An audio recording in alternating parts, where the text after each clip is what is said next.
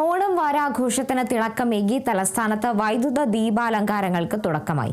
നഗരത്തെ പ്രകാശപൂരിതമാക്കുന്ന വൈദ്യുത ദീപാലങ്കാരത്തിന്റെ switch on കർമ്മം ആരോഗ്യം ദേവസ്വം വകുപ്പ് മന്ത്രി കെ മുരളീധരൻ നിർവഹിച്ചു. കവടിയാർ വിവേകാനന്ദ പാർക്ക് മുതൽ അട്ടക്കുളങ്ങര വരെയും വെള്ളയമ്പലം ജംഗ്ഷൻ മുതൽ ശാസ്തമംഗലം വരെയുമാണ് ദീപാലങ്കാരം ഒരുക്കിയിരിക്കുന്നത്.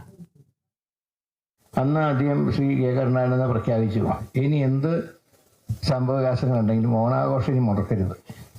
കാരണം ഇത് ടൂറിസത്തിൻ്റെ ഒരു കാലഘട്ടമാണ്, ടൂറിസ്റ്റുകൾ വരണം.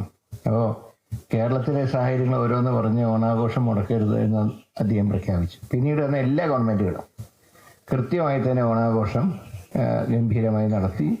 അതിൽ പ്രധാന ഘടകമാണ് ഇലുമിനേഷൻ. അതിൻ്റെ പ്രവർത്തനം ഇന്ന് ആരംഭിക്കുമ്പോൾ ഇനി നമ്മുടെ നാടും നഗരവും, അല്ലെങ്കിൽ തന്നെ ഇപ്പോൾ റോട്ടിലിറങ്ങാൻ വയ്യ, അത് കാര്യം വേറെ, ഏറ്റവും അധികം ടൂറിസ്റ്റുകൾ വരുന്ന ഒരു കാലഘട്ടമാണ്. അതുകൊണ്ട് ഓണത്തിന് നമുക്ക് നല്ല രീതിയിൽ വരവേൽക്കാം.